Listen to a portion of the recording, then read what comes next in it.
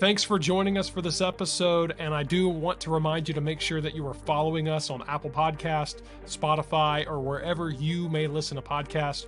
You can also subscribe to our YouTube channel at youtube.com/@churchadvance, and you can actually watch video versions of each episode. We'd also really appreciate it if you could leave us a 5-star review and share this content with other pastors and church leaders.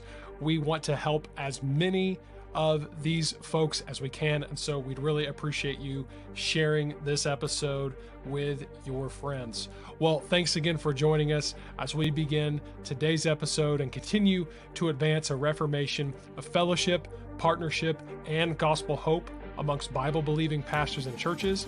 This is Church Advance with Bryan Sams.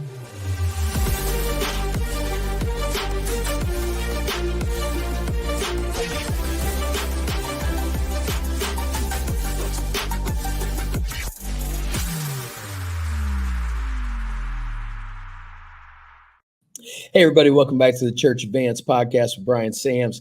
And what a great season we are in. It's January. You may notice I've got a jacket on. Believe it or not, right here in sunny, beautiful Florida, it is 34 degrees today. One of the coldest days that we've had. Expected to be colder as I'm recording it this coming Sunday, which is hard to believe. But anyways, I know many of you, even our co-host Luke, he's in a much worse situation than we are. I think, did you say 5 degrees or -5? It hit -1 this early this morning, and right now we're at a balmy 24. So yeah, so you're in a heat wave. I mean, Luke, you really solidified the deal for me that I would never move anywhere north of here, particularly Tennessee. That's just, I mean, I love Tennessee. I'm going on vacation there this spring, but I'm not moving there. It's just not happening. It's not. Well, I'm not going any further north than this. That's for sure. Yeah. I like Nashville. I like Tennessee, but that's just the end of it for me. And man, we're looking forward to Church Advance Conference coming up like this week. I am excited. You guys will be getting this on Monday and the 6th, I think, or 5th of February. And then we're rolling right into the conference this week. Got a ton of just got a message on my phone, another pastor coming. We got a lot of great people coming, a lot of great session speakers. You guys get signed up. You can come right now. We don't have a capacity necessarily. And so if you're just on the fence, you want to come enjoy Florida this weekend on Thursday and Friday here at Church Advance 2024 with me, Kurt Skelly, and HB Charles. And Luke Clayton. Luke Clayton is going to be on the scene, and we're going to be doing some podcast recording, man. We're going to be doing some video. We're going to have a great time. Lots of great content, and so Luke, I'm excited about that, and looking forward to having you down here in just a day or so. Yes, sir. Yeah.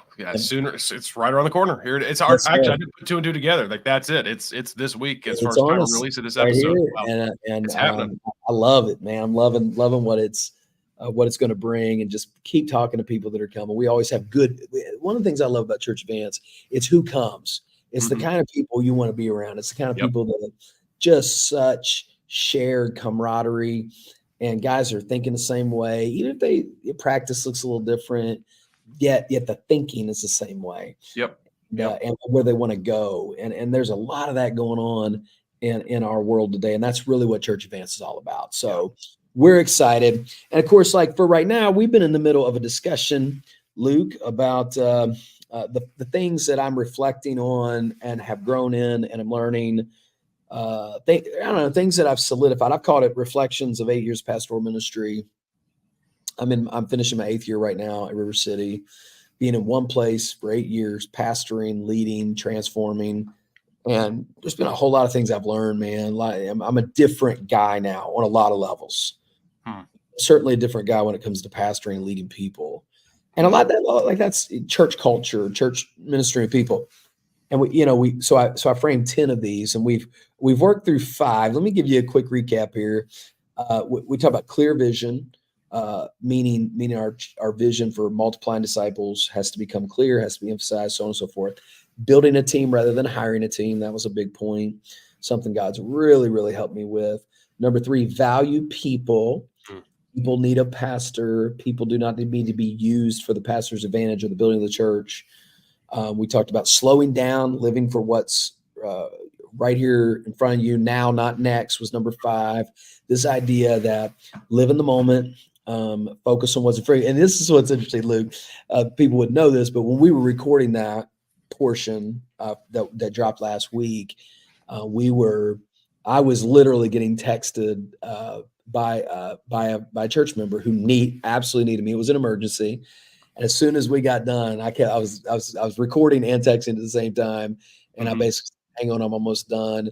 And I looked at you and said, man, we had more to record, but I said, I got to drop everything I'm doing. It's like God was like giving me okay, this is what you learned. Yeah. Are you in or out? And that one texting phone call, what was brought to my attention, has since then consumed hours of my time and has now become a regular rhythm of counseling and help.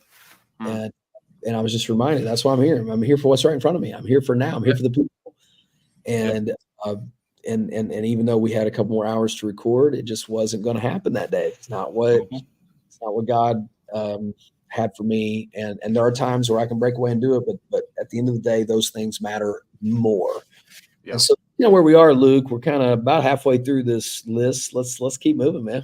Yeah, let's keep on going. But yeah, that was an excellent time for you to practice what you preach, and you did it right there. And we got off the mic. You said, "I gotta go," and I said, "I get it." So here we are back, and like you said, let's dive in on what would be number 6, and that is to embrace simplicity.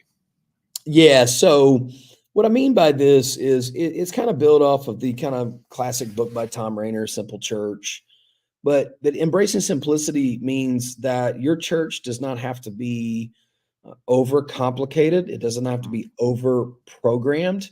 You're not going to be able to compete or live up to every church's ability, whether it's in your community or those online. And you don't have to be. You don't need to be. Embrace the most simple form of church, whether it's Sunday morning or any regularly scheduled Sunday morning service. I mean, our church is so simple. It's corporate worship and public proclamation. I mean, our services are about 60 minutes total, and that's all it is. I mean, there's no big choir. There's not, rarely, if ever, quote unquote, special music. There's not, it's just a simple thing. You walk in, we sing a few songs together, and we open up the Word of God. And I've just come to really embrace that simplicity, also simplicity of schedule. We don't have a lot of things during the week. We don't have a heavy schedule. We don't have a ton of outside activities. We try to be really strategic, going back to that first point about vision. We try to have everything that we do revolve around that vision. So if it doesn't fit in the vision, it doesn't fit in the calendar. So I don't want to have this kind of church where people are running ragged nonstop and expecting them to be on your campus 4 or 5 times a week, involved in something. You got, Bible study, Sunday night, visitation on Tuesday, Saturday outreach. And then on top of that, Christian schools with games and other things. And I mean, we try to sync up everything. So our students and our children meet on the same evening. When there is a children's activity, which is rare, meaning an outside of normal kids ministry thing, they always meet on the same time as students do, because a lot of parents have elementary kids and high school kids, including myself. So why have a children's activity on Friday night and a youth activity on Saturday night? The parents are then going to be pulled multiple ways. I think there's a lot of advantages to this. The most to me, most clear advantage is people get to understand what the real priorities are. So when we do something extra, like a revival meeting, or this, as I'm recording this coming Friday night, a men's event, we get real good participation, because I have 50 men right now signed up for our men's stakeout this coming Friday night. That's a big chunk of our men, a lot of our men. I mean, church of a couple hundred, if 150 of them are adults, roughly half and half, it means most of your men are coming to this event. So, and I love that. So like if we have a revival meeting, we do ours on Friday night, Saturday night, Sunday night, we get very good attendance, because they know that when we're doing something extra, it must be important and it fits in the flow. So we just don't have a lot. We don't have a busy schedule. We don't have a busy Sunday morning schedule. and we just keep things simple. Mhm. And I think that churches, I know seemingly every church I've been involved with, there was just so much going on. Mhm. I heard this statement one time by, I believe it was Ray Ortland, said that your church should be a place where women with small children can gladly and joyfully follow. Wow. Yeah. Now that is a statement, isn't it? Mm-hmm. I mean, when you got young kids and you're running ragged, dragging them all over the place and stuffing them in nurseries endless hours on end, and there's no time to have regular rhythms and bedtimes, and kids are stressed out, they're not eating right, they're not sleeping right, and mom is just being drug all over the place. That's soccer mom stuff. Mm-hmm. That's not church stuff. And again, should we be busy for the Lord and be willing to serve? Absolutely. But Luke, one of the things we found here, man, is we have, I think it's like 169 volunteer positions being filled at our church. Over 100 of our adults are enrolled in some ministry of some kind. About 100 of our adults are in our adult Bible fellowships, which is, again, like 70% of our attendance on Sunday morning. So, I mean, we have like really good participation. And I think part of it is because we try to keep it simple. Yeah. So I have a follow-up question to this because, like you said, in my experience too, the ministries that I've seen, many of them are not simple.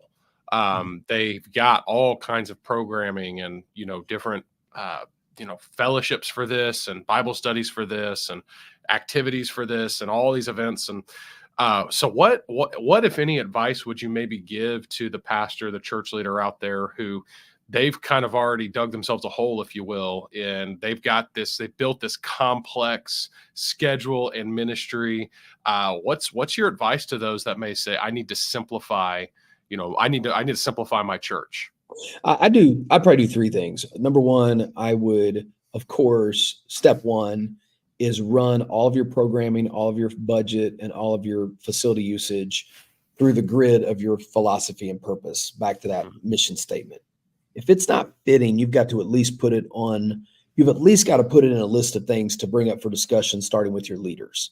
Guys, like, this doesn't fit. I mean, I can tell you one, we just did we did a back to school bash for the last 3 years, giving out backpacks and so on and so forth. It wasn't productive. Vacation Bible School would be a second one. Everybody thinks every church needs to do Vacation Bible School. Not in Jacksonville. In Jacksonville, you got multiple mega churches that like bring in helicopters and junk for Vacation Bible School. Man, that's where the kids are going to VBS. And if they do come to your church, it's because the soccer mom during the summer doesn't have anywhere to take her kids, and they're like VBS bouncing.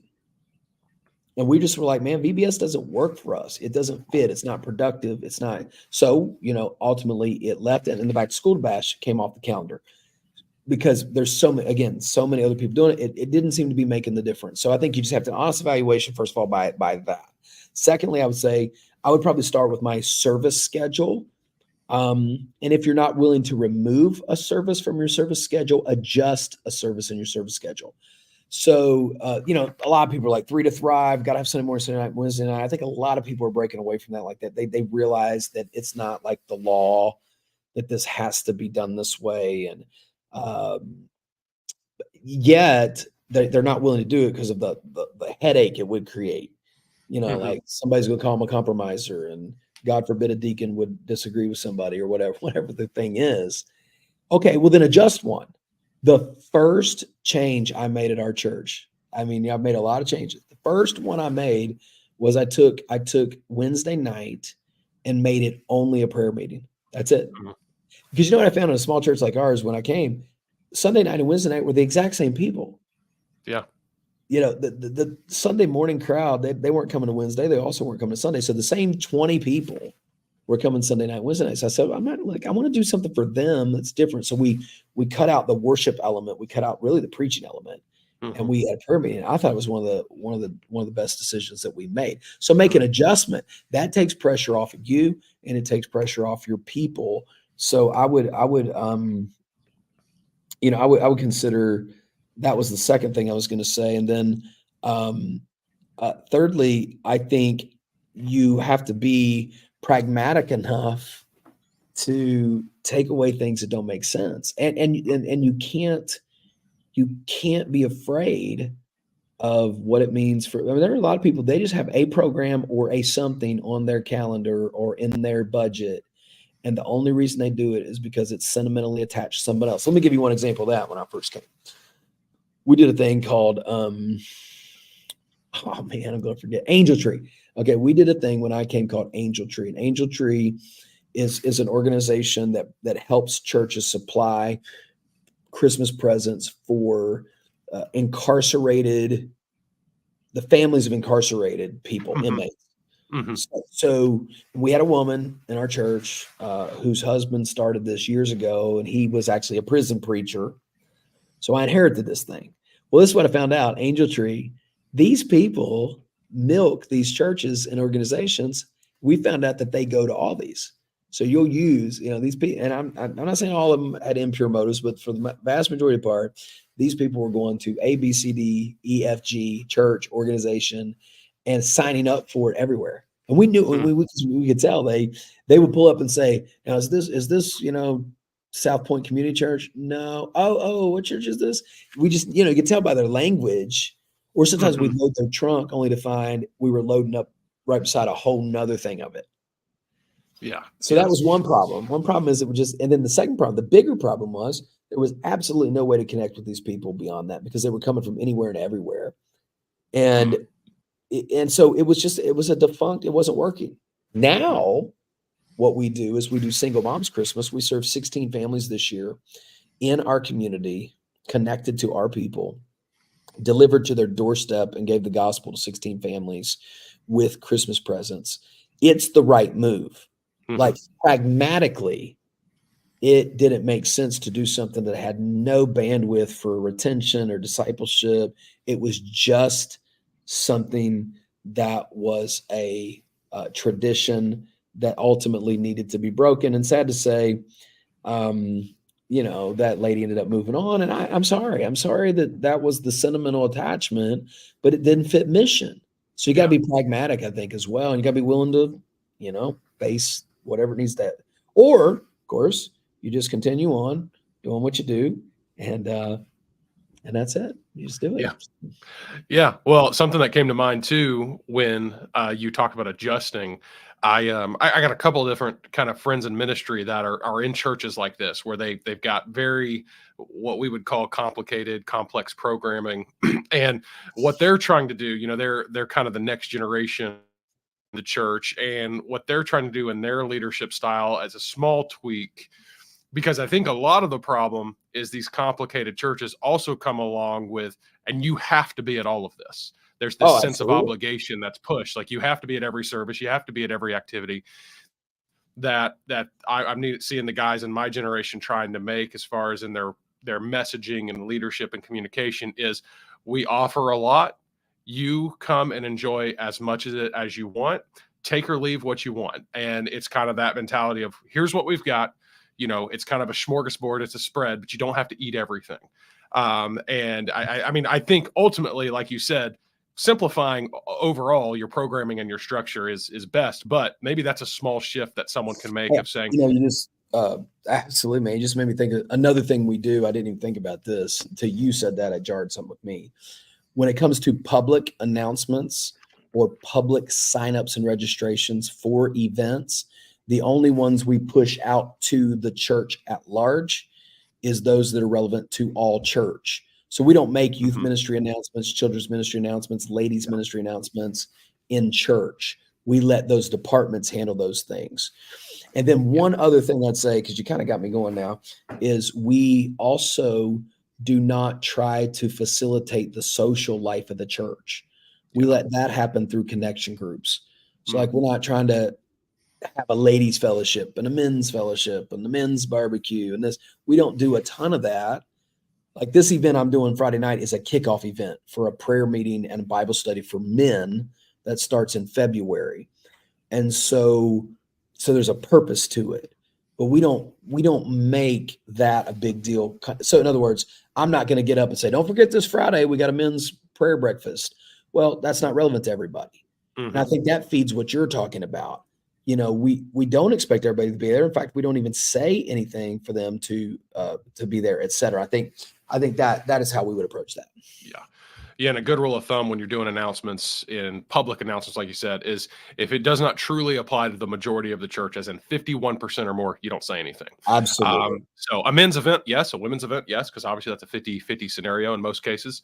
But yes, the senior, senior saints group and youth group and all of that. Let those groups announce it amongst themselves. Yes. So embrace that simplicity. Let's move on to number 7 here, and let's talk about clear communication. Yes, boy, I feel like we're just now starting to get a hold of this, but harness the tools that you have.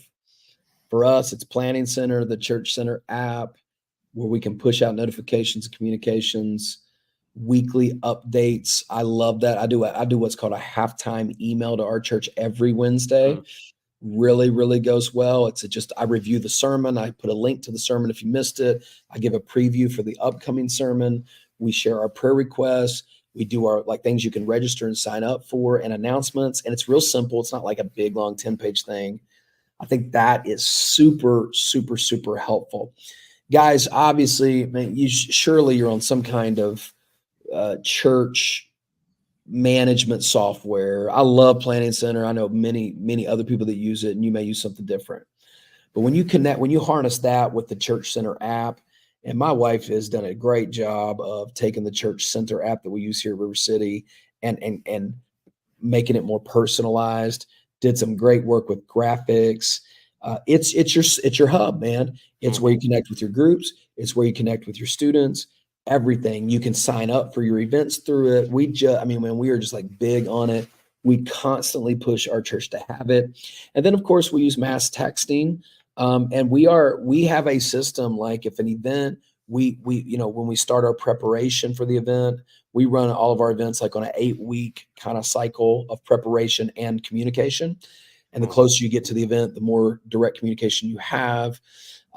We have even lobby posters where you can sign up for events.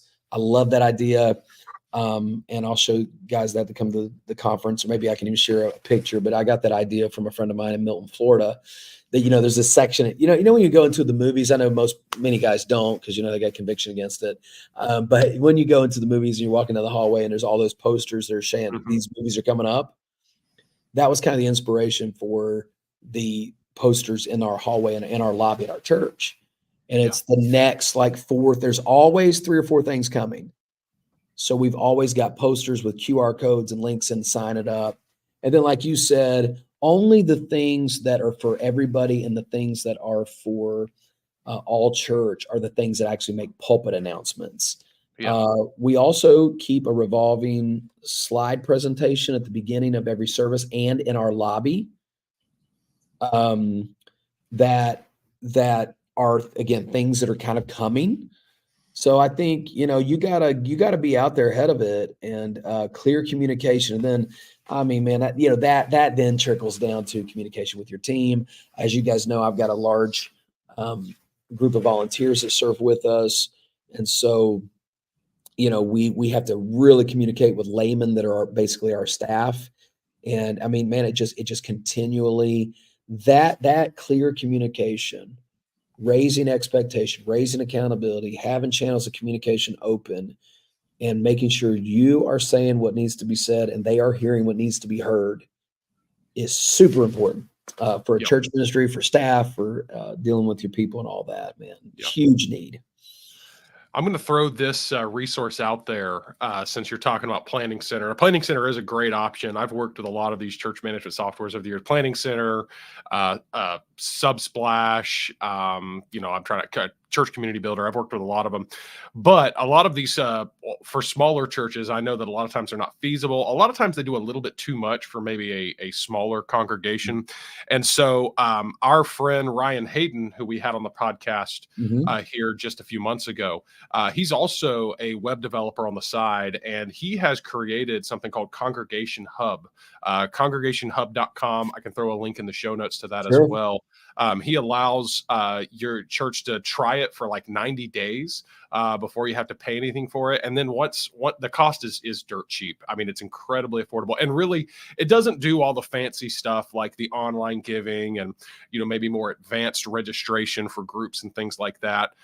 But it does what it does. It does well. It does simple things like being able to log attendance to events, and then also be able to communicate to your church based on groups. So sending out texts to, your men's group or your teens or whatever it may be. And so anyways, that's congregationhub.com. I'm going to throw that out just as a practical resource. Like I said, I'll try to throw a link to that in the show notes as well. But this is just one of the many tools that are available out there that you can use for this communication through, text. Because I will say that it's amazing to me how many churches still, they do rely solely almost on pulpit announcements for their communication.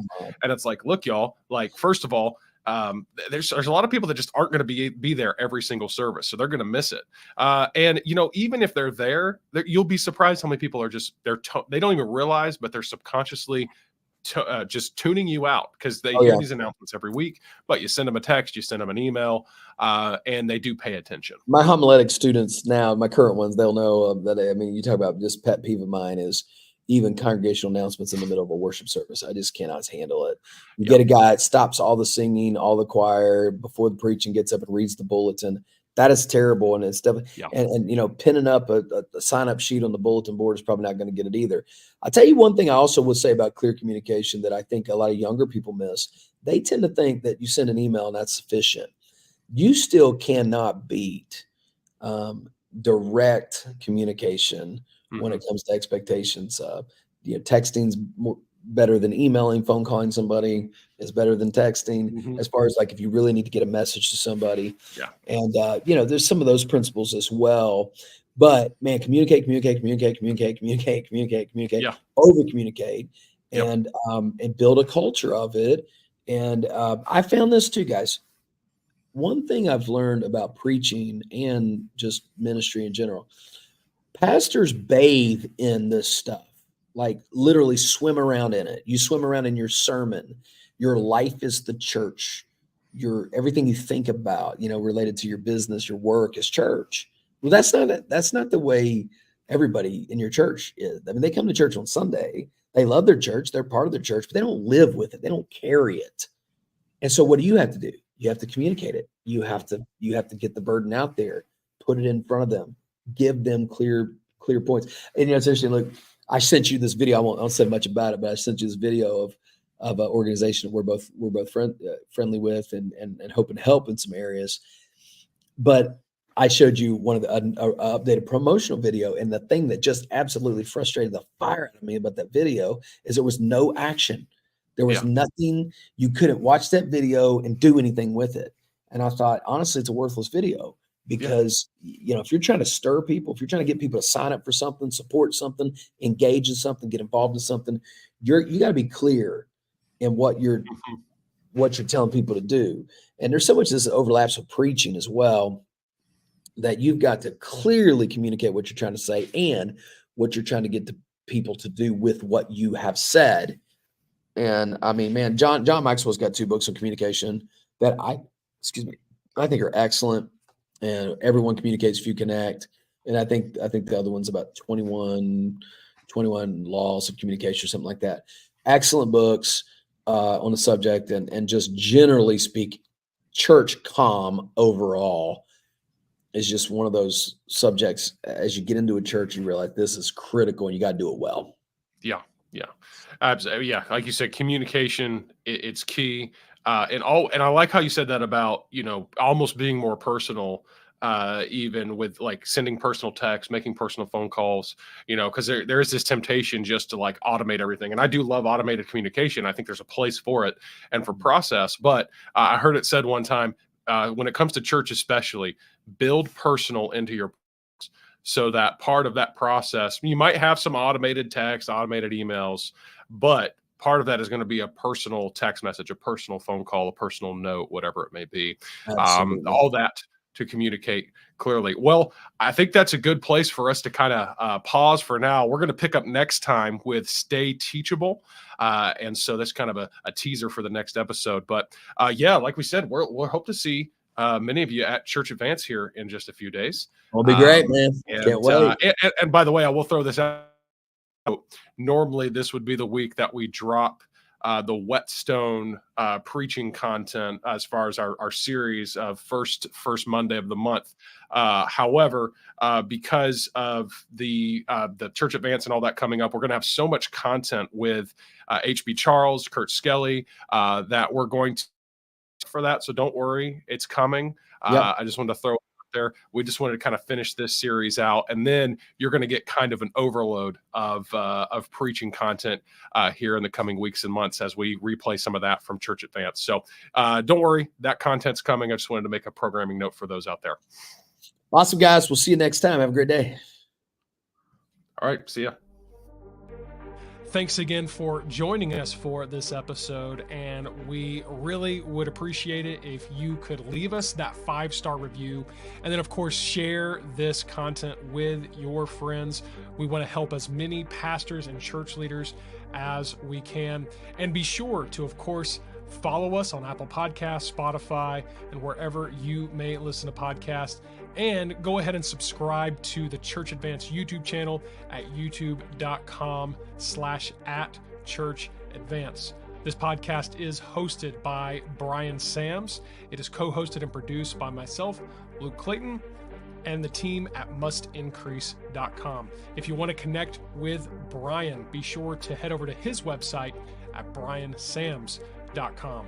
Well, we really look forward to seeing you again in the next episode as we continue to advance a reformation of fellowship, partnership, and gospel hope amongst Bible-believing pastors and churches right here on Church Advance with Bryan Sams.